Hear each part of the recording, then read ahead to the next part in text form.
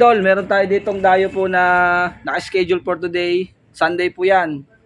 Yan si sir. Sir, taga saan sir? Santo Tomas po. Santo Tomas. Ayan po ay dinala sa atin, makina na lang kasi po ay nag-aalala nga dahil po maingay na yung makina. Ito po ay TMX Alpha. Napakalaki ng gastos. 9K na gastos niya. Pero talaga pong para pong iba. Kasi po sa 9K, kaunti naman ang mga pinalitan. Ito po, ang kanyang mga pyesa. Hindi ko na lang tutukuyin kung ano yung mga pyesa kasi po ay hindi naman tayo naninira ng kapwa mekaniko natin at nakakahiya din naman mga idol. Ito pong ating tutorial na to about sa pagmimekaniko po at yung mga gastusin ay hindi naman po natin basta ito nililimot kasi yan po ay pinaghihirapan. Kagaya ni sir, nakapagpagawa na, tapos pinandar, tapos bigla daw tumulo, binalik. Ayun nga po, hindi naman po natin maiwasan na ganun nga ibalik kasi po lahat naman tayo hindi nagkakamali din, tao lang.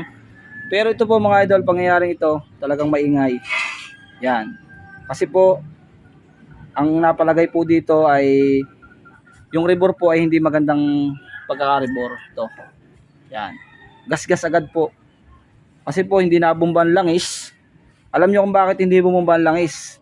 Kahit po maganda ang nilagay yung mga connecting rod, kung maganda ang lagay yung bearing, magandang rebor, bakit nga ba pumalpang ang rebor?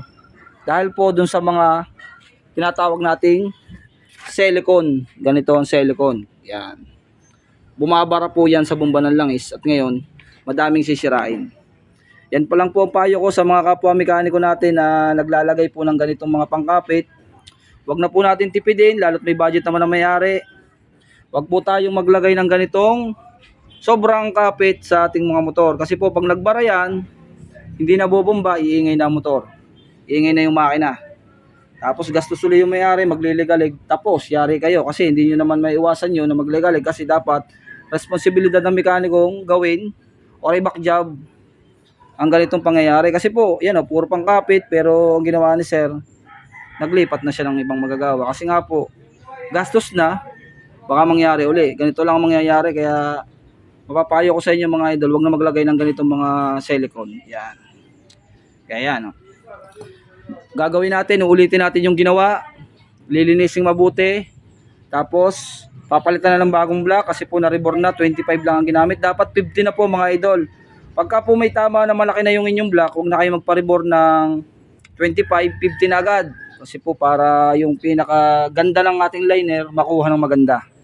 Tapos sa linking problem, hindi na pinaltan, papaltan natin yan, yung magkaasawa na clutch housing at pinion gear. Yan. Mas madami pa tayong papaltan kaysa dun sa ginawa dati. Kasi ang mga pinaltan lang naman dito, ito lang. Side bearing, connecting rod, tapos yung ibang gasket na replacement pa. O yan, 9K na. Pero yan naman ay wala tayong tinukoy kung sino magagawa. Ang mahalaga po dito ay gawin natin ang tama. No? Yan mga idol. Shoutout kay sir. Maraming salamat sir sa tiwala mo sir. Ayan.